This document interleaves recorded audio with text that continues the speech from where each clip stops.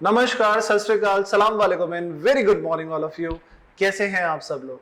उम्मीद करता हूं आप सब लोग बहुत अच्छे होंगे और अपने घर में अपनी पढ़ाई में व्यस्त होंगे। आज हमारी क्लास है income computation and disclosure standards की। ये क्लास आज सीएमए इंटर स्टूडेंट्स की एक्सक्लूसिव क्लास है। लेकिन जैसे अभी मैं बिल्डिंग में एंटर हुआ हूं, मुझे न्यूज मिली है कि इस बिल्डिंग में एक कोरोना पॉजिटिव डिटेक्ट हुआ है और जिसकी वजह से आज कल ये बिल्डिंग 2 दिन के लिए बंद रहेगी। सीज कर रहे हैं इस बिल्डिंग को और हम सबकी सिक्योरिटी के लिए बहुत जरूरी भी है। मैंने इनसे निवेदन करा है कि मुझे सिर्फ 5 मिनट का टाइम दिया जाए। मैं यहाँ से जा रहा हूँ कि मैं अपने बच्चों को इन्फॉर्मेशन दे पाऊँ कि आज हम क्लास नहीं कर पाएंगे।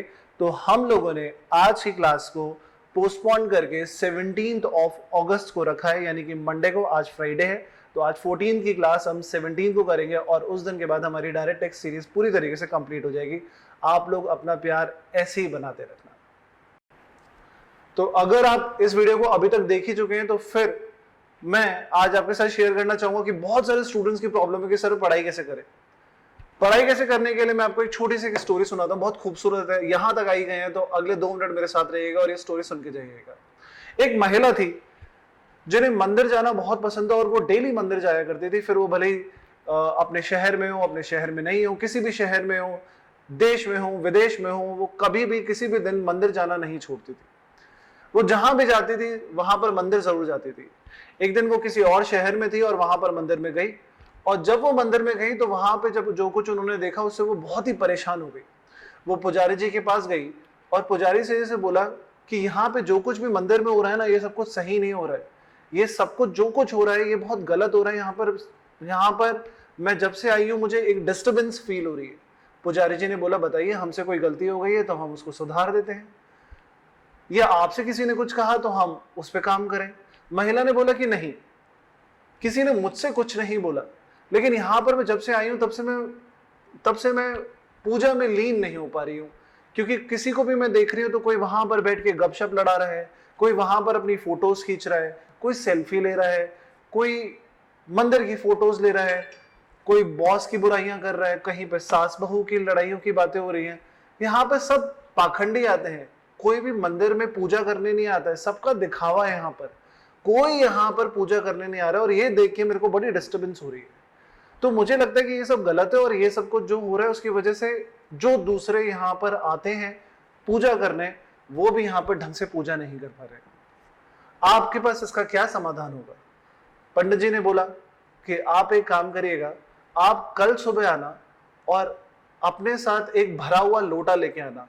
बस शर्त ये है, 2 ही शर्तें हैं। एक, आप अपने साथ एक भरा हुआ लोटा लेके आना जो कि पूरा भरा हुआ हो, और दूसरा, आप किसी भी साधन से मत आना, पैदल पैदल आना।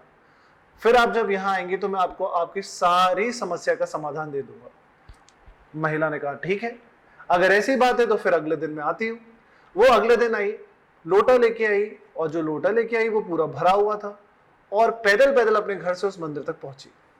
जैसे वो वहां पे पहुंची, पुजारी जी ने बोला कि इस मंदिर की 3 परिक्रमा आपको करनी है और फिर मैं आपको आपकी समस्या का समाधान बताऊंगा। उसने पूरी 3 परिक्रमा ध्यान से करी और फिर आके पुजारी जी के पास खड़ी हो गई। अब उन्होंने पुजारी जी से पूछा कि बताइए आपके पास मेरी समस्या का क्या समाधान है? पुजारी जी ने कहा, आज आप मुझे एक बात बताइए कि आपने कितने लोगों को गपशप मारते हुए देखा? आप मुझे ये बताइए, आपने कितने लोगों को अपनी बॉस की बुराइयां करते हुए देखा? आज आपने किसको फोटो खींचते हुए देखा, मंदिर की या खुद की? महिला ने बोला, आज मैंने किसी को भी गपशप मारते हुए नहीं देखा। मुझे नहीं पता कौन फोटो मंदिर की खींच रहा था या सेल्फी ले रहा था। मैंने किसी पे भी ध्यान नहीं दिया क्योंकि मेरा सारा का सारा ध्यान लोटे पे था कि कहीं उसमें से जल ना गिर जाए। और ये बोलते बोलते वो ये बात खुद ही समझ गई कि पंडित जी कहना क्या चाहते।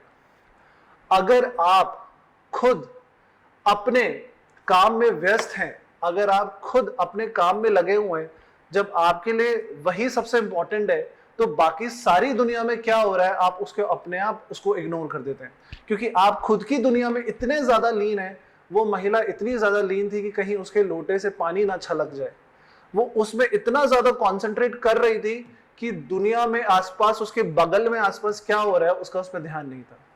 तो मेन पर्पस ये है कि बहुत सारे बच्चे जो ये पूछते हैं कि पढ़ाई में सर कंसंट्रेशन क्या करें, तो ये जो आपका सोशल मीडिया है, इंस्टाग्राम है, फेसबुक है, जिसको आप स्क्रॉल करते रहते हैं, मोबाइल पे आपके व्हाट्सएप मैसेजेस आते रहते हैं और वेब सीरीज वगैरह पे आपका जहां ध्यान दे रहा है, आपको पहले उन सब से हटा के पढ़ाई पे कॉन्सेंट्रेट करना पड़ेगा। यानी कि आपको हर बार हर वक्त अपने गोल पे जब आप कॉन्सेंट्रेट करोगे तो साथ साइड में हो रही जितनी भी एक्टिविटीज हैं आप ऑटोमेटिकली उन सबको इग्नोर करते रहोगे। You have to focus, you have to concentrate on your goal on daily basis.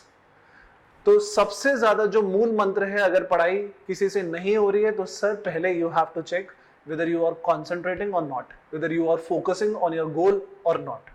तो आज इसी के साथ मैं आपको धन्यवाद देना चाहता हूं और कल है हमारी 15 अगस्त। उन सबके लिए, मेरे सभी देशवासियों को जय हिंद।